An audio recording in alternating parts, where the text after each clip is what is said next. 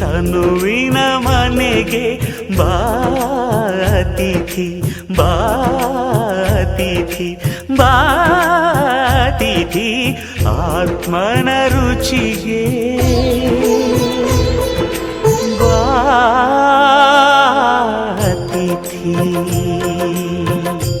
ನಾವಿದು ಅರಿವಿನ ಮನೆ ಅಂತ ಹೆಸರಿಟ್ಟಿದ್ದೀವಿ. ಅದ್ರ ಅಪ್ಪಗಳೊಂದು ಮಾತು ಹೇಳಿದ್ರು, ಅರಿವಿನ ಮನೆ ಅಂದ್ರೆ ಬರೀ ಜ್ಞಾನಿಗಳಿಗೆ ಮಾತ್ರ ಇರ್ತದ, ಅದ್ರ ಮಹಾಮನೆ ಎಲ್ರೂ ಬರ್ಬೇಕು, ಅದ್ರ ಸಲುವಾಗಿ ಇದು ಮಹಾಮನೆ ಅಂತ ಮರು ನಾಮಕರಣ ಮಾಡಿದ್ದು ಸಿದ್ದೇಶ್ವರ ಅಪ್ಪಗಳೇ.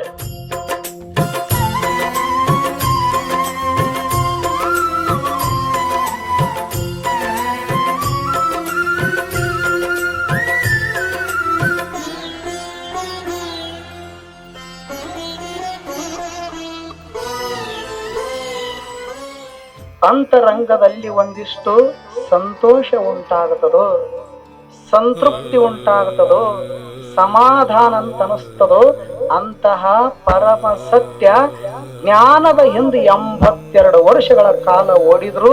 ಅಂತ ಜ್ಞಾನಕ್ಕಾಗಿನ ಬಾಳಿ ಬದುಕಿದ್ರು, ಅದನ್ನೇ ಉಸುರಿದ್ರು. ಅದೇ ಬದುಕಿನ ಹಸಿರೆಂದು ಒಂದಿಷ್ಟು ಕಾಲ ನಮ್ಮ ನಿಮ್ಮ ಮಧ್ಯದೊಳಗ ಬಾಳಿ ಬದುಕಿದ್ರು. ಬದುಕಿರುವ ಉದ್ದೇಶ ಒಂದೇ, ಬರೀ ಜ್ಞಾನ.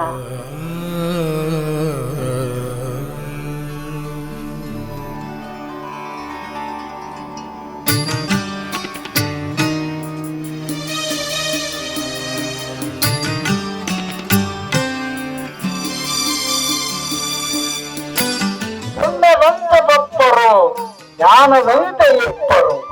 ಅವ್ರು ಹೇಳಿದ್ರೆ ಅದನ್ನೆಲ್ಲ ಪಡ್ಕೊಂಡೇ ಭೂಮಂಡಲಕ್ಕೆ ಬಂದವರು ಅದಾರ. ಅವ್ರು ಹೇಗಿದ್ರು ಅಂದ್ರೆ ಜ್ಞಾನವಂತ ಇಪ್ಪರು, ಮುಕ್ತಿ ಅಂತ ಹೋದರು ನೋಡಯ್ಯ. ಅವ್ರು ಅದಕ್ಕಾಗಿ ಅಂತ ಪಡೆದವರು ಮಾತ್ರನೇ ಅದಕ್ಕೆ ಅವ್ರ ಲಿಂಗ ಪದ್ಯ ಹೇಳ್ತಾರ. ಒಬ್ಬ ಮಹಾತ್ಮರು ಒಬ್ಬರು ಶರಣರು ಹೇಗೆ ಭೂಮಂಡಲಕ್ಕೆ ಬಂದರು ಅಂದ್ರ, ಅಂತವ್ರು ಯಾರಾದ್ರ ಜ್ಞಾನತ್ವವಾಗಿ ಬಂದರೆ, ಮುಕ್ತಿತ್ವವಾಗಿ ಬಂದಾರ, ಅವ್ರು ಹೋದ್ರು ಮುಕ್ತಿಯಾಗಿ ಹೋಗ್ತಾರ. ಅಂತವ್ರ ಬಗ್ಗೆ ಏನು ಗಮನಿಸಬೇಕು ಹೇಳಿ. ತಂದೆ ನೀನು ತಾಯಿ ನೀನು, ತಂದೆ ನೀನು ತಾಯಿ ನೀನು, ತಂದೆ ನೀನು.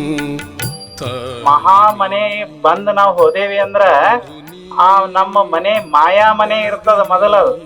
ಆ ಮಾಯಾ ಮನೆ ಇಲ್ಲಿ ಬಂದು ಹೋದೇವಿ, ಅಪ್ಪಗಳನ್ನ ನೆನೆಸಿದೇವಿ ಅಂದ್ರ ಅದು ಮಹಾಮನೆ.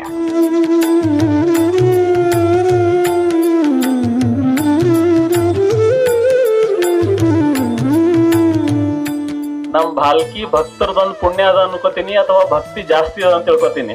ಅಪ್ಪುಗಳು ಈ ರೀತಿ 52 ದಿವಸ ಒಂದು ಸ್ಥಳದಾಗ ಇದ್ದಿದ್ದರದು ಏಕೈಕ ಸ್ಥಳ ಮಹಾಮನೆ ಭಾಲ್ಕಿ. ಸಂತನೆಂದರೆ ಯಾರು ದಿವ್ಯತೆಯ ಅರಿತವನು, ಸಂತನೆಂದರೆ ಯಾರು ದಿವ್ಯತೆಯ ಅರಿತವನು, ಸರಳತೆಯ ಸೂತ್ರದಲ್ಲಿ ಸುಖವ ಕಂಡವನು.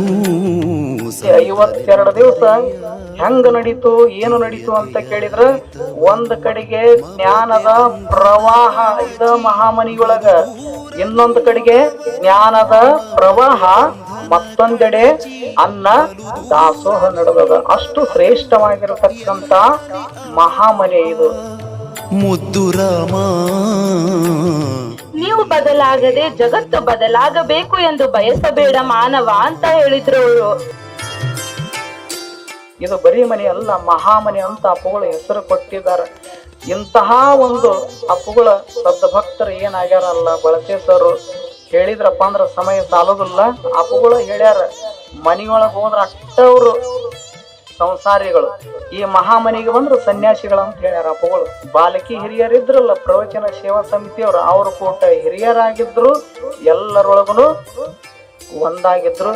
ಬಹಳ ಸರಳ ಸುಂದರ ಜೀವನ ಅವ್ರಿಬ್ಬರದು ನೋಡಬೇಕು. ಸತಿಪತಿಗಳದು ಏನು ಹೇಳ್ಯಾರಲ್ಲ ಜಡರದಾಶಿಮಾರ್ಯರು, ಸತಿಪತಿಗಳೊಂದಾದ ಭಕ್ತಿ ಹಿತವಾಗಿಪ್ಪುದು ಶಿವಂಗಿ ಅಂತ ಅವ್ರು ಹೇಳ್ಯಾರ.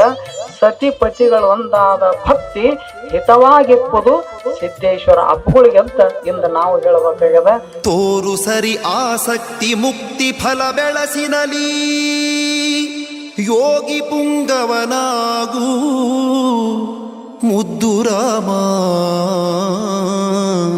ಯೋಗಿ ಪುಂಗವನಾಗು ಮುದ್ದು ರಾಮ ಯೋಗಿ ಪುಂಗವನಾಗು ಮುದ್ದು ರಾಮ